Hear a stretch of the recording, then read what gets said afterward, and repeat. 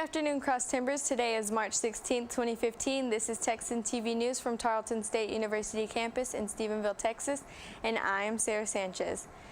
Today's top story in campus news: Tarleton State heads to the Sweet 16 after defeating the University of Colorado. Colorado Springs Mountain Lions 84-62 on Sunday night in Wisdom Gym. The game marked the Texans' 29th win for the season, tying the school record for wins in a season set in 2003.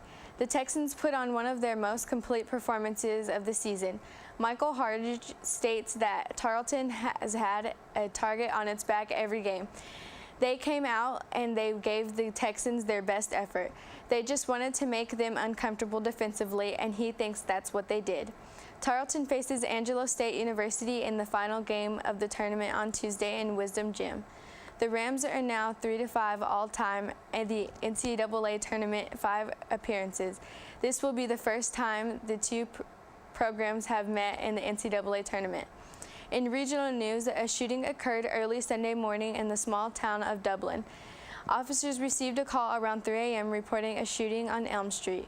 Officer Virginia Carroll arrived at the house where she found Paul Salinas suffered from a gunshot stomach wound. Carroll suffered injuries to the knee and elbow trying to break up a fight between Salinas' wife and sister and another man.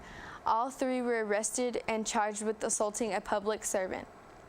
Salinas was transferred to Fort Worth Hospital, where he remained in critical but stable condition. 22-year-old Adrian Ibarra was charged with aggravated assault with a deadly weapon, failure to appear, driving while intoxicated, and driving without a valid license.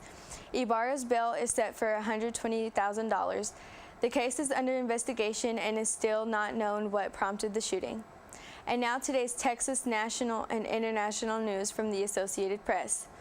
In Texas news, South by Southwest has been hosting a technology panel on the live streaming app, Meerkat, that allows people to stream any event live with their phone. Already streamed is a swearing-in U.S.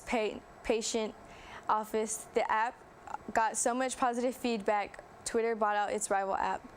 In national news, a 20-year-old man, Jeffrey Williams, was charged Sunday with shooting 2 police officers outside Ferguson Police Department during a protest. St. Louis County prosecutor Robert McCulloch said Williams told them that he was firing at someone with whom he had a dispute with. Williams also accused the others in the vehicle that fired the shots. Williams is charged with 2 counts of first-degree assault, 1 count of firing a weapon from a vehicle, and 3 counts of armed criminal action. The police officers who were injured are not yet been publicly identified. In international news, the United States and Iran met in Switzerland this past weekend to further decisions to press a nuclear pact that would hopefully end a decade-long standoff between the two.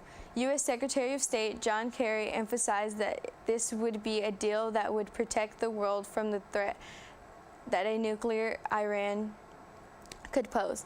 The deal that had been taking shape would see Iran freeze its nuclear program at least a decade, with restrictions then gradually lifted. The U.S. and the negotiation group over the next 5 years. In sports, the NCAA announced the participants in the 2015 Division I men's basketball tournament. On Sunday, the tournament is set to begin this weekend as 68 teams are hoping to be in the last standing at Lucas Oil Stadium on April 6th.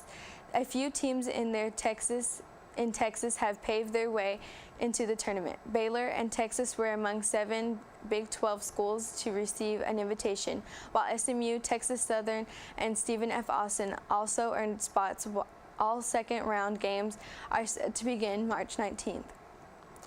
The winter weather for at least this week has moved out. Going into the rest of the day, we should see temperatures stay in the mid-70s in the day, dropping down into the 60s throughout the night. Tomorrow, you should expect to see scattered showers throughout the area, with temperatures in the high 70s.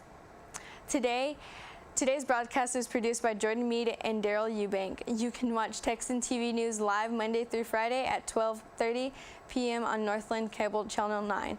Don't forget to tell your friends about us and become a fan on become a fan of Texan TV News on Facebook. I am Sarah Sanchez. Tune in tomorrow for the latest news from the Tarleton State University campus in Stephenville, Texas.